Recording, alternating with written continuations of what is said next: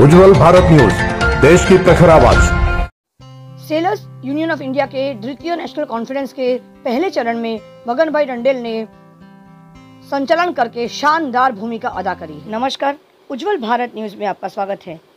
कल 15 मई 2022 को वलसाड़ के तिथल के साईं बाबा मंदिर के हॉल में सेलर्स यूनियन ऑफ इंडिया और BMS यानी भारतीय मजदूर संघ द्वारा द्वितीय नेशनल कॉन्फ्रेंस रखा गया था।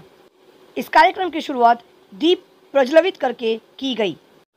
उद्घाटन समारोह के बाद इस मंच पर उपस्थित हर महानुभाव का सम्मान किया गया शॉल और मोमेंटो देकर। सेलर्स यूनियन ऑफ इंडिया के जनरल सेक्रेटरी श्री RP वेट्टिल जी ने स्वयं सेवक संघ के राजेश राणा जी का शॉल देकर और मोमेंटो देकर सम्मान किया।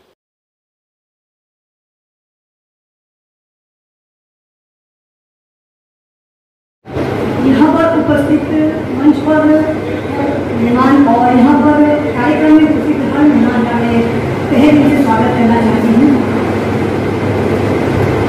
हमारा देश 75 का हीरक महोत्सव मना रहा है। कोरोना के महामारी के समय में हमने देखा कि सबसे बड़ा जो तंत्र है रेल तंत्र हर जगह कार्यरत था 24 घंटा, लेकिन कभी किसी ने सोचा है कि रेलवे को बड़े बड़े सामान बड़े पैमाने में पहुंचाता कौन है? तो हमारे सीमेंट, हमारे सीफेयरर्स, तहसील से जिला, जिले से राज्य, राज्य से देश, लेकिन विदेशों से जो बड़े बड़े पैमाने में सामान आते हैं वो कौन लेकर आता है? तो वहाँ पर हमारे सीमेंट काम आते हैं। मैं मानती हूँ कि रेल तंत्र सबसे बड़ा तंत्र है, लेकिन उन रेल तंत्र को जो विदेशों से बड़े सामान जैसे पेट्रोलियम अगर बात करें, विदेशों से आने वाला जो मेडिसिन दवाई है वो सारे सामान हमारे तक पहुंचाने का काम करता है हमारे देश के बहुत ही लीडर सीमेंट का काम इतना आसान नहीं है।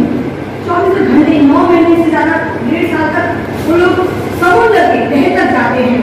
शिप में काम करना इतना आसान नहीं होता है, लेकिन वलसाड़ के जो सीमेंट है, हमारे गुजरात के सीमेंट है, वो उनके खून में ही तैरना लिखा है।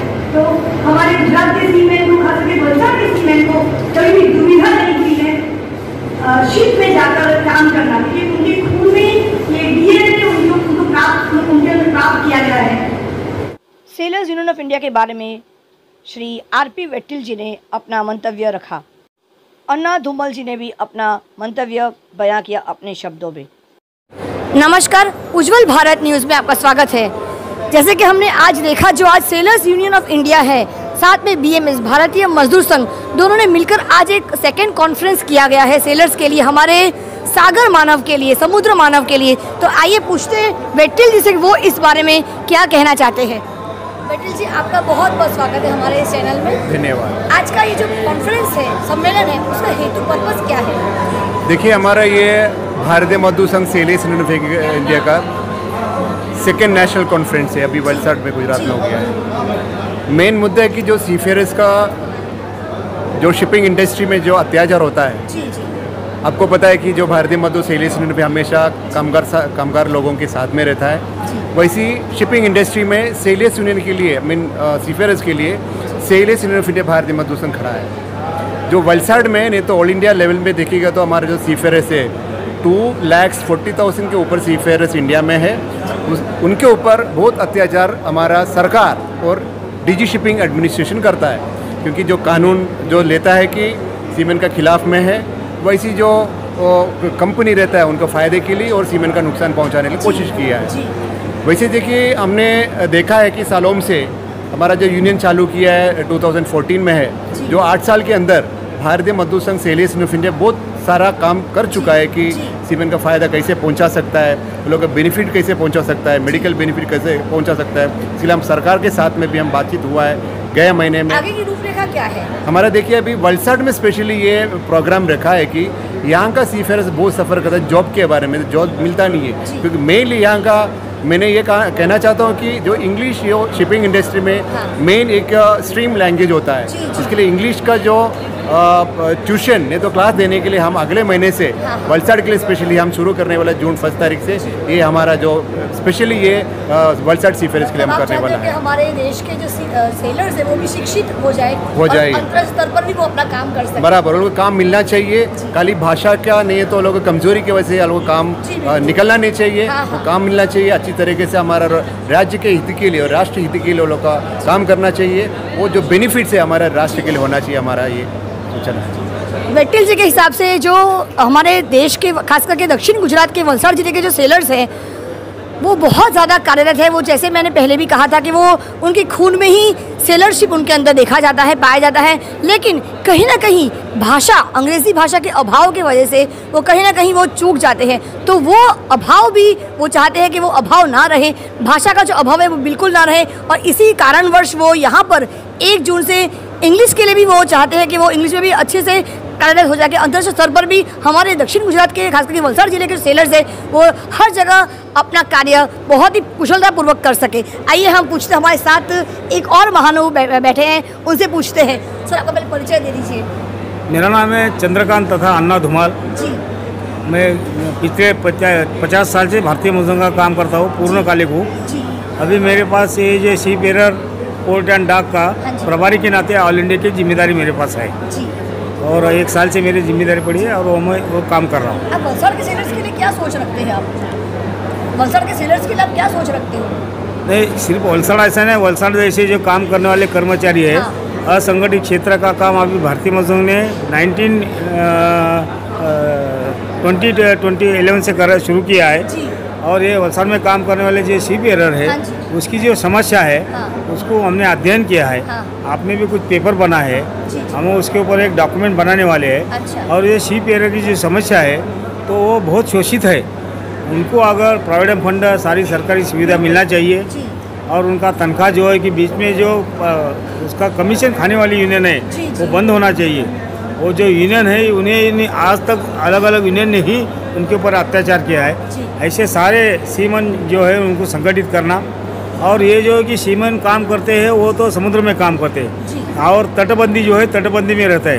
कि राष्ट्रीय सुरक्षा के नाते ये भी महत्वपूर्ण है कि जो रहते हैं वो जितना भी हमारा कोस्टल एरिया है वहाँ पर जो समाज है राष्ट्रवादी समाज निर्माण होना चाहिए।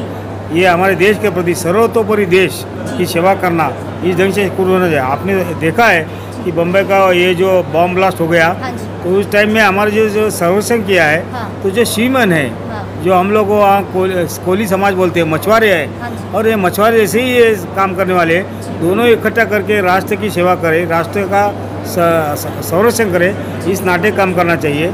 ऐसा हमारा भाव है, उसका भाव निर्माण करना।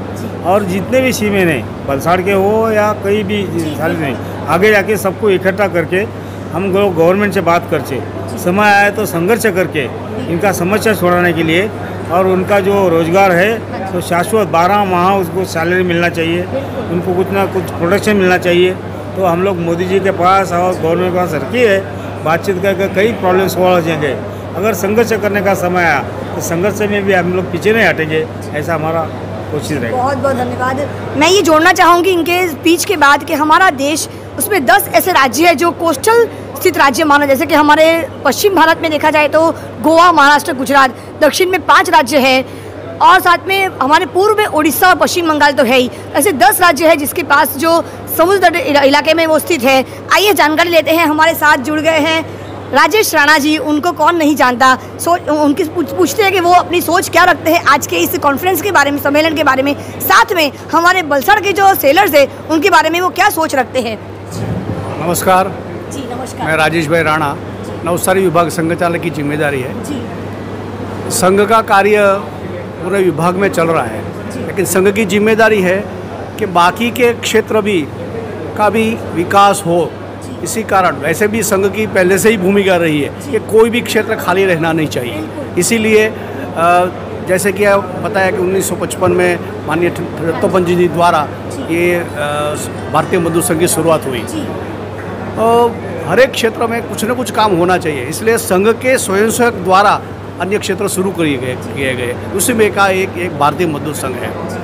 तो संघ का जो काम है वो पूरे क्षेत्र में ऐसे व्यक्ति का निर्माण करना जो देश के बारे में सोचे। जैसे भारतीय मजदूर का संघ का सूत्र है कि देश के लिए करेंगे काम और काम का लेंगे पूरे दाम। उसके मूल में राष्ट्रहित है, तो संघ यही चाहता है कि ये कार्य बढ़े।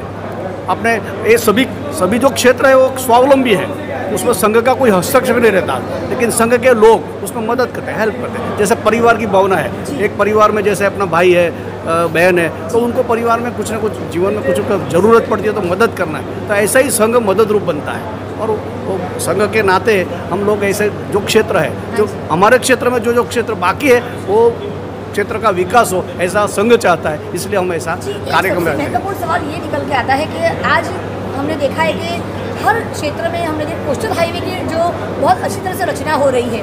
कोस्टल हाईवे मतलब कि कोस्टल के किनारों से ही हम लोग पूरा राज्य घूम सकते हैं। वैसे मैंने पहले भी दर्शाया है कि हमारे देश में 10 ऐसे बड़े राज्य जो कोस्टल से किनारे पे जो स्थित है। तो आज कोस्टल हाईवे बनने के बाद ऐसा नहीं लगता कि हमारा देश भ्रमण करने के लिए कोस्टल हाईवे बहुत ज़्यादा उपयोगी होगा? जरूर। उसमें क्या है कि पहले जो ऐसे कोस्टल हाईवे की व्यवस्था नहीं थी, बिल्कुल पूरे वो समुद्री मार्ग से सब आने जाने में सब दिक्कत आती थी। और जैसे बताया कि ये जो सीमा जागरण है, सागरीय सीमा है, उसका रक्षण होना जरूरी है।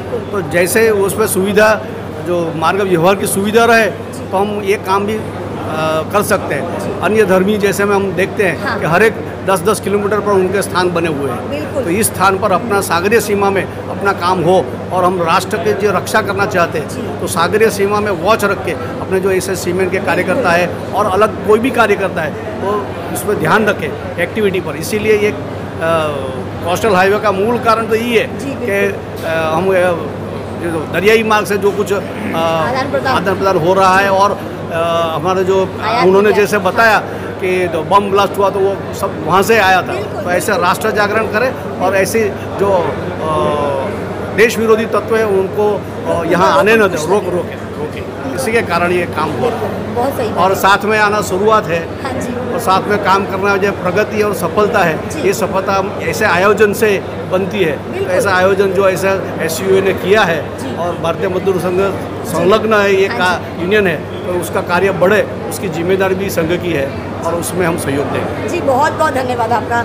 बहुत सही बात कहा है कि जिस प्रकार से कोस्टल हाईवे की आज निर्माण हो रहा है, तो ऐसा प्रतीत होता है कि हमारे देश को एक और सीमा मिलने वाली है। देश की सीमा एक और बाउंड्री बनने जा रहा है। पूरे देश को जोड़ने का जो कार्य शुरुआत की गई है, कि जिस प्रकार से आज राजेश राणा जी ने कहा है कि जिस प्रकार से जो ऐसे तत्व हैं, नकारात्मक तत्व है जो दरियाई समुद्री मार्ग से आते थे हमारे देश में और हमारे देश को बर्बाद कर रहे थे, लेकिन आज कोस्टल हाईवे, कोस्टल मार्ग की रचना होने के बाद वो भी तत्व वो हमारे देश की सीमा को पार नहीं कर पाएंगे। ये एक बहुत बढ़िया एक सकारात्मक पहल ली गई है हमारे देश के प्रधानमंत्री नरेंद्र मोदी जी के तरफ से। जी सर, आपका पहले परिचय दे दीजिए। नमस्कार जी, मेरा नाम प्रदीप सिंह है, मैं ऑल इंडिया वर्किंग प्रेसिडेंट हूँ। जैसे कि आपने सर से पूछा था कि यहाँ वलसाड़ में करने का हमारे जब शिपिंग इंडस्ट्री शुरू हुआ था तो भारत को सबसे ज़्यादा संख्या बल देने का काम वलसाड़ ने सीफेयर फील्ड में किया था। लेकिन कुछ विगत वर्षों से कुछ ऐसे शक्तियाँ यूनियन जुड़ गई हैं जो धर्म और विषय को बांटने का काम कर रही है। अगर वो टोपी पहन के आए तो उनको समर्थन करेंगी और कोई टीका लगा के आए तो उसको समर्थन न करने का काम वो करेंगी। तो जैसे सर ने बताया, भारतीय मजदूर संघ और संघ का एक विचार है राष्ट्र हित में जितने योगदान देने का काम करें। तो हमारा मकसद यही है सेलर्स यूनियन ऑफ इंडिया का यहाँ काम करने का कि हमारे जो वलसाड़ में टंडेल भाई है, जिनकी इंग्लिश कमज़ोर होने के कारण उनको बेरोजगारी का समस्या करना पड़ रहा है, एजेंटों द्वारा फंसाया जा रहा है, हर रूप की समस्या उनको उपलब्ध हो रही है, क्योंकि उनकी खून के अंदर मच्छी फिशिंग का काम, शिपिंग का काम बसा हुआ है, उनका वही मूल्य रोजगार है। तो आगे जाकर हमारी रूपरेखा संघ परिवार भारतीय मजदूर संघ से विचार कर जो समस्या, जैसे इंग्लिश की समस्या हो, जो भी मूल्य समस्या, मूलभूत की समस्या होगी, उनके रोजगार की मिनिस्टर से बात करके जहां तक होगा हम मोस्टली जितनी बड़ी बड़ी फॉरेन की कंपनी है उनको वलसाड़ में लाने का काम करेंगे, उनको रोजगार दिलाने का काम करेंगे। इस उपलब्ध में इस कार्यक्रम को यहाँ रखा गया ताकि हमारे वलसाड़ के भी सीफेरर, नवसाड़ी, वलसाड़ जो यहाँ जुड़े हुए हज़ारों संख्या में सीफेरर हैं, उनको जोड़ने का काम करे। और वो देश भर में, और दूसरी बात देश भर में तमाम, जैसे कि हमारे प्रभारी जी ने बताया, देश भर में तमाम जितने भी, चाहे वो तमिलनाडु हो, चाहे उड़ीसा हो, बंगाल हो, हर देश भर के तमाम सीफेरर यहाँ आज आए हैं और नई कमेटी बनने के बाद सेलर्स यूनियन ऑफ इंडिया देश भर का दौरा करेगी, पूरे संघ परिवार के माध्यम से, भारतीय मजदूर संघ के माध्यम से, और राष्ट्र निर्माण के हित में, मजदूर हित में ऐसे सीमेन भाइयों को प्रेरित करेगी, उनको जोड़ने का काम करेगी, और उसी रूप से हम अपने सीमेन भाइयों को मजबूत करके इस देश को मजबूत करने का काम करेंगे। यही विषय रखना चाहता हूँ। जी, बहुत बहुत धन्यवाद। गुलाब जामुन बहुत ही बढ़िया था और अभी सत्र शुरू हो गया है। दिक्कत किस बात की है अभी तक आप लोगों को इंडिया आसोरी का ये सेकंड नेशनल कॉन्फ्रेंस है, वलसाड़ में अंदर आयोजन हो रहा है। तो इस सेकंड नेशनल कॉन्फ्रेंस के अध्यक्ष माननीय अन्ना धुमाल जी, हमारे राष्ट्रीय स्वयं सेवक संघ के आदरणीय राजेश राणा जी, सभी के प्रकाश गाला जी एवं मंच पर उपस्थित तमाम मंचासी पदाधिकारी महानुभाव एवं हर राज्य से आए हुए कार्यकर्ता बंधु एवं भगिनी, मैं आप लोग से ज़्यादा गरीबी से है। राठौर साहब जो फिटनेस बैठे यहाँ पे तो बहुत गरीबी से हो रहा है। जाली जुड़े खाने को पैसा नहीं था, हमारे घर वाले लोग झाड़ू नहीं करते, जो भी काम करते हैं, वहाँ से हम लोग यहाँ पे आ सकते हैं। तो हम लोग तो नहीं करते समझ में आया। और यूट्यूब पर मेरे लोग है कि बच्चा पैदा करने के बाद आपका मुझे तो ये तो सोच, बच्चा पैदा करते तो सोचते ना मेरा बच्चा पैदा स्कूल में जाएगा, बच्चे को एडमिशन के लिए आता है तो हमारे पास क्या बात करेगा, हम तो बहुत गरीबी है सर, हमारा वहाँ पे स्कूल नहीं है, ये नहीं है, वो नहीं है। 15 साल 20 साल गुजरने के बाद अगर ये क्वेश्चन अगर माँ बाप को बताएगा और बीत नहीं चाहिए, 15 साल अगर करके चेंज न कर सके, उसको हम लोग 3 दिन का ट्रेनिंग हो या 6 महीने का ट्रेनिंग हो या 3 साल का ट्रेनिंग हो, उसको कैसे करना, क्योंकि बच्चे का आचरण ही ऐसा हो गया है 15-20 साल। सो इफ यू थिंक जैसे आप लोग अलग अलग जिम्मेदारियाँ लेते हैं, सिमिलरली एजुकेशन की जिम्मेदारी बहुत बड़ी है, बहुत चैलेंजिंग है, it's not that easy, but people come and they have only 4-5 intention motto की requirement. If I am a gynaecologist, if I am a orthopaedic में आई एम अ सर्जन, मेरे पास से आपको आँख का ही ऑपरेशन करता है, आँख का ही ट्रीटमेंट करता हूँ। मैं समझो एजुकेशन देता हूँ मरीज का, आप मेरे पास से मरीज की आशा को जिसमें क्वालिटी मरीज होगा, यहाँ से दूसरे कार्यक्रम यहाँ से चले जाएंगे, क्योंकि उनका कार्यक्रम कंटिन्यू करना है, कार्यक्रम में प्रेजेंट करना है, उसका कार्यक्रम कैसे आगे चलाने का है, कैसे तय करने का है, उसका एक दिमाग की खेल है। इसके लिए उनको भी तय दिल से हम धन्यवाद करना चाहता हूँ। वैसे हमारा यहाँ का जो गुजरात का स्टेट फेमस का सेक्रेटरी है श्री अनिल सिंह विचार के, उनको भी हम धन्यवाद करता हूँ। वैसे ये हमारा निमंत्रण के साथ में ये कार्यक्रम में कॉन्फ्रेंस में अटेंड किया हुआ हमारा गौकान पोर्ट का ऑल इंडिया फेडरेशन का जनरल सेक्रेटरी श्री सुरेश जी पाटिल जी को धन्यवाद करता हूँ। वैसे ही हमारे इन्विटेशन के साथ में इतना दूर से कलकत्ता से आए श्री नया जनरल सेक्रेटरी जयंतीलाल जी और विनोद जोशी जी, मैं पहले हम लोग को थैंक यू बोलना चाहूँगा, क्योंकि हमारा कार्यक्रम इधर रखने के लिए कम से कम 3 महीने से हमारा बातचीत ये दोनों से होता था, निरंतर दिन रात का प्रयत्न, वर्क हार्ड करके आज ये कार्यक्रम ये अंतिम चरण में आकर हम समाप्त करने को जा रहा है। पहले हमारा कार्यक्रम उद्घाटन करने के लिए हमारा मंत्रिमंडल पहले बोला था कि हम आएंगे, फिर भी थैंक्स देना हमारा फर्ज है। इसके लिए हम पहले जो फाइनेंस मिनिस्टर है यहाँ का कन्नूभाई देसाई, श्री कन्नूभाई देसाई जी है। कार्यक्रम के अंतिम चरण में जरा गला सब खड़े होकर गाएंगे और जन गण मन अधिनायक जय हे, भारत भाग्य विधाता। पंजाब सिंध गुजरात मराठा, द्राविड़ उत्कल बंगा, विंध्य हिमाचल यमुना गंगा, उच्छल जलधि तरंगा।